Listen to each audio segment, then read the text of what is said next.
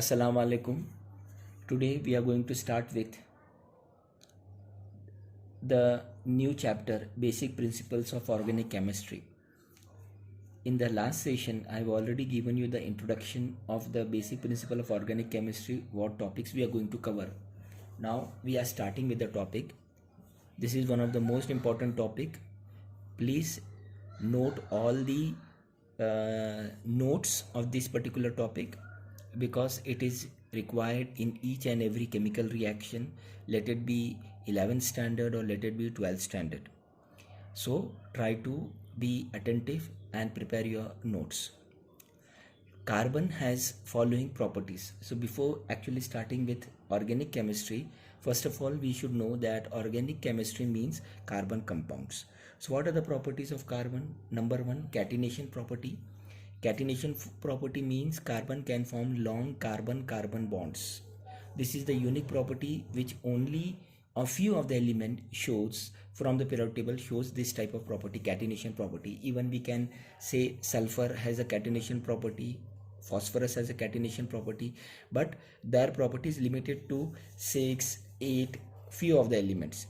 But carbon can form billions and billions of long chain like DNA molecule. Number two, carbon forms covalent bond. Other element forms polar bonds or they can form covalent bonds, but carbon forms covalent bond means equal sharing of electrons. Because the valency of carbon is 4, carbon require 4 electrons. So these 4 electrons carbon share equally between the elements, corresponding elements with which the carbon is forming the bond. Carbon has 4 covalent bonds with the same or other elements. Please note that carbon can form bonds with the same element also. Like we have studied carbon-carbon single bond, saturated, carbon-carbon double bond, unsaturated, and carbon-carbon triple bond, unsaturated. So here when we say saturated hydrocarbon means carbon-carbon has single bond. When we say unsaturated hydrocarbon, we say carbon-carbon has double bond or triple bond. Carbon and hydrogen together form hydrocarbons. It is a very important branch of chemistry which deals with organic compounds. When we say organic means those derived from living organisms. Living organisms means plant and animals. Carbon forms both structure like crystalline structure, example diamonds, or amorphous structure, example graphite. And this is the allotropes of carbon. Structural representation of carbon. So the second topic today which we are going to study is the structural representation of carbon. How we are going to represent the carbon? Basically we will start with few basic structures and then we will start with the other structures which are there. First, the structural formula or dash formula or simplified Lewis formula. This is the most and the first basic structure. In this structure, all the constituent elements are represented by symbols and the covalent bonds are represented by dash joining them. See, carbon dash hydrogen, carbon dash hydrogen, carbon dash hydrogen, carbon dash hydrogen. So this is what is the simplified Lewis formula or structural formula or dash formula. So single dash represent single bond. If we say double bond, so it is represented by double dash. Next number is dot structure. Dot structure or electron dot structure. Structure or Lewis structure. Here in dot structure or electron dot structure, there are two types of structures. First is electron dot structure or structure or Lewis structure. Or valence electrons of the elements are shown by dots. So all the valence electrons are shown by the dots.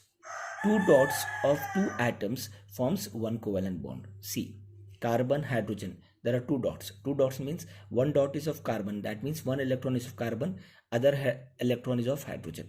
So this is called as dot structure. Here this can be further simplified in dot and cross structure. In this, the electron of one atom is represented by dot and electron of other atom is represented by cross. Take the example of methane. Carbon are represented by suppose dot, hydrogen electron is represented by cross. So it is dot and cross. Try to note that when we say dot structure or electron dot structure, only valence electron are shown. Valence electron means those electrons which are in the valence shell. Valence shell means last orbit. Then we have a condensed structure. Condensed structural formula means it is a complete structural formula which can be represented by hiding some or all the covalent bonds. In this structure, we can represent electrons. We are hiding the electrons, forming covalent bonds, either showing one covalent bond or hiding all the covalent bonds. Let's take the example. And again, one more thing, identical groups are represented by subscript. That means if the groups are repeating, then we write the subscript for that. Like suppose if two groups are repeating, suppose CH2 groups, methylene groups are two times. So we say CH2 in bracket 2 times. Let's take the example, then you will understand. Ethane CH3-CH3. This is also a condensed formula, but instead of representing this bond, we can hide it and we can say CH3-CH3.